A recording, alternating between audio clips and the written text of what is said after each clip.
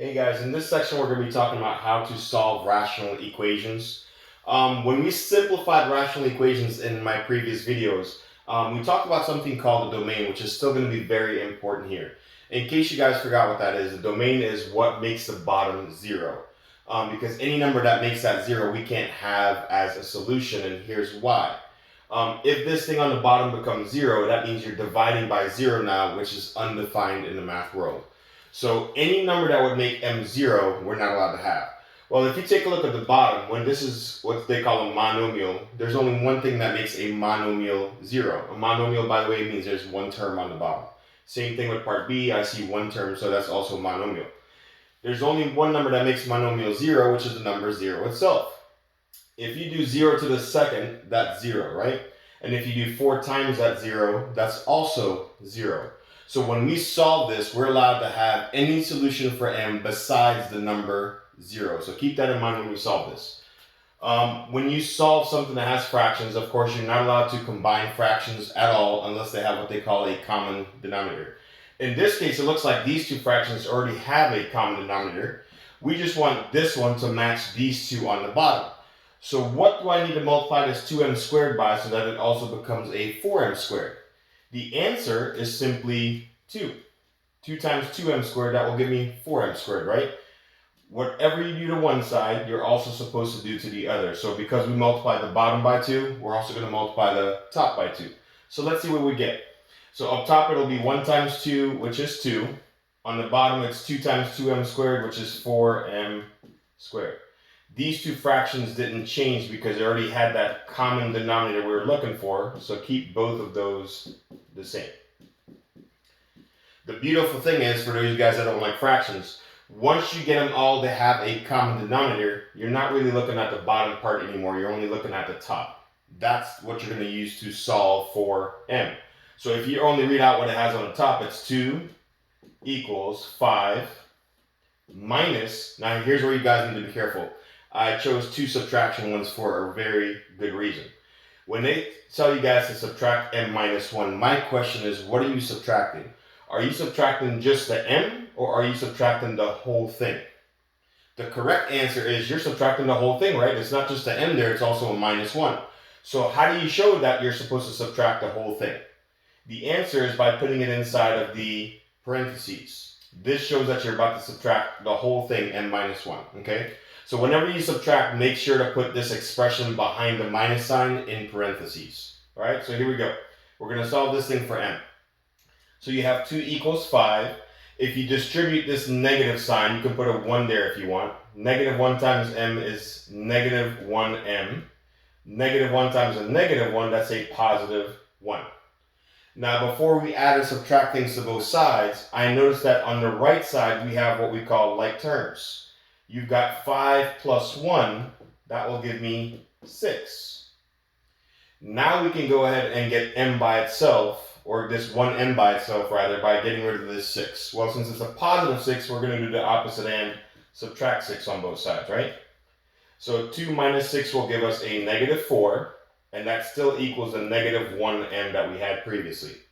Now your last step to solve for m is divide both sides by a negative 1.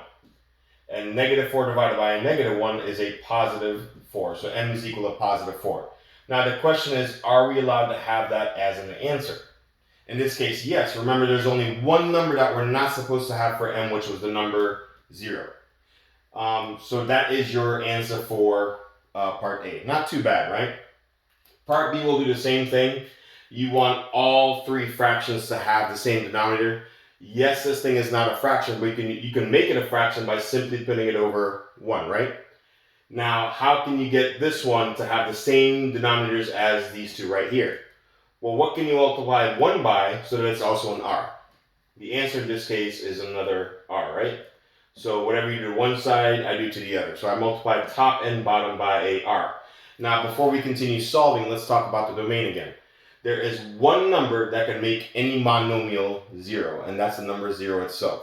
So when we solve, r can be any answer out there except for 0, okay? So in this case, we were good because we didn't get 0. We got the number 4, right? So let's hope we don't get 0 here. So here we go. So the first fraction stays the same. r minus 6 over r. The second fraction, we had to multiply by r to get a common denominator. So you have 1 times r, it's 1r, but we're just going to write r. Same thing on the bottom, 1 times r, r. Now you're subtracting negative 2r minus 12 all over r. Now that they all have the common denominator of r, just like part A, once you get a common denominator, don't worry about the bottom part anymore, just focus on the top part to solve for r. So the top part says r minus 6 equals r. Now here we go again. What are you subtracting? You're not just subtracting the 2r, you're subtracting the 2r minus 12. To show that, I'm going to put it inside the parentheses to say that, hey, I'm subtracting the whole thing, not just the 2r, okay? So pretty similar to part A. So you have r minus 6 equals r. Put a 1 there if you want to distribute. Negative 1 times 2r, that's negative 2r. Negative 1 times a negative 12, that's a positive 12. Now again, before you add or subtract stuff to both sides, I notice that there's like terms on the right side that you can combine. In this case, your like terms are right here. You can combine those and say that 1r minus 2r, 1 minus 2, that's a negative 1r. Plus that 12 that we're going to drop down. Okay? Now that there's no more like terms on the left or the right side, now we can go ahead and add or subtract something to both sides. Which side you start with doesn't matter. Let's say, let me make some room over here to continue this one. So far we have r minus 6 equals negative 1r plus 12. Let's say you don't like negatives, so you want to get rid of this negative 1r by adding 1r to both sides. You don't have to start there. You can start wherever you want. These two would cancel out. Here, 1r plus 1r would give us 2r's, right? And then you still have that 12 on the right side. Now you can get this 2r by itself by getting rid of this 6. How? Well, you can get rid of a negative 6 by doing the opposite and adding 6 to both sides. So now you would get 2r equals 12 plus 6, which is 18. And when you divide both sides by 2, you would get r equals 9. Just like part A, I need to ask myself, is that an acceptable answer? In this case, yes, because remember, the only answer we're not allowed to have on the bottom is the number 0, right? So anytime you see a monomial, the only number you're not allowed to have is 0. That will be more complicated for part C because we are going to have what they call a trinomial on the bottom, so we'll have to use AM method to factor that out. So in this case, your answer is 9, right? I want to do one more with you guys because like I said, they have trinomials on the bottom. Just in case you run across one of these on your assignments or maybe even your tests, okay? So hopefully you guys wrote that one down.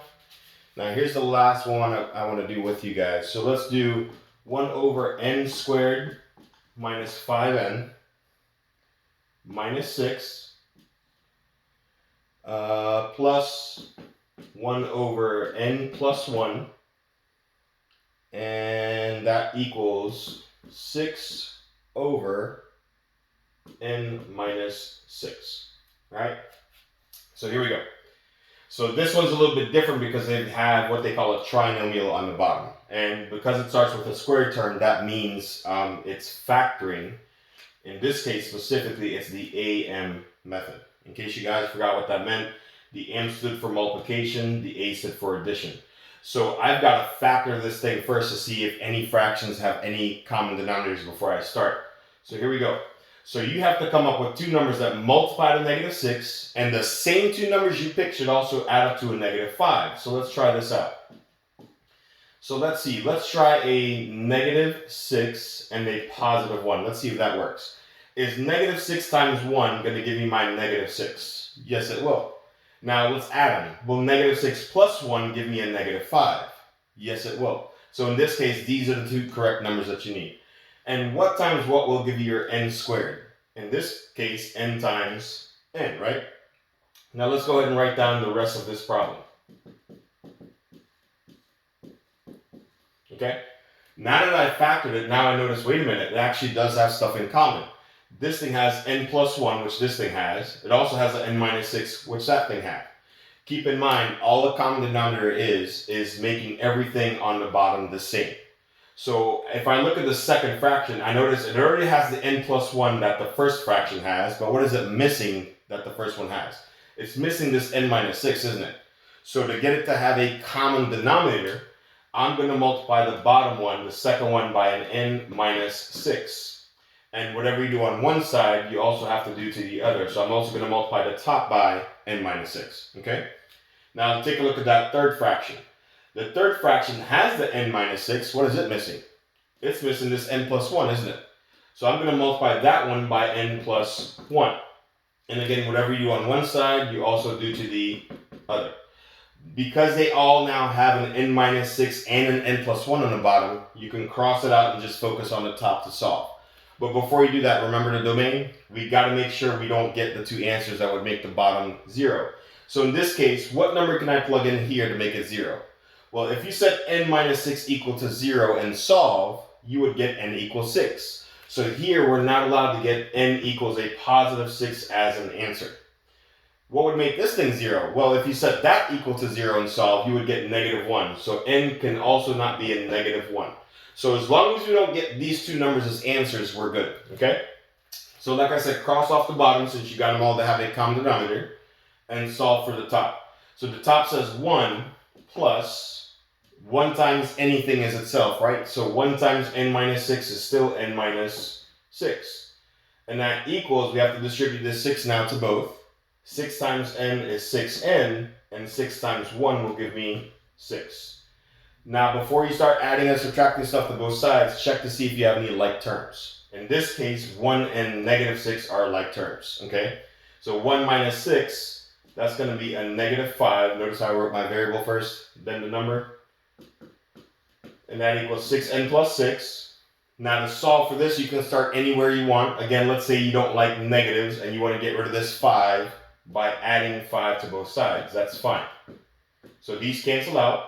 You would get n equals 6n, and 6 plus 5 is 11. So let's write this one over here to continue. So n equals 6n plus 11. Now to combine the n's, I would subtract 6n on both sides. Those cancel out. 1n minus 6n, that's a negative 5n, and that equals 11. And your last step to get n by itself is to divide both sides by negative 5. Keep it as a fraction. They're not going to want decimals for these types of problems. Now, is my answer one of these? In this case, no, it's not. So this is what I call an acceptable answer. 11 over negative 5. More than likely on the test, they'll put that negative sign smack dab in the middle, so it'll look something like this. Negative 11 over 5, okay? So as long as you don't get these two answers, you are good. That's it for this video, guys. In the next example, you will see the same types of equations, but in this case, we're actually going to get what they call an extraneous solution, which I'll explain to you guys in the next video. All right? We'll see you guys in the next one.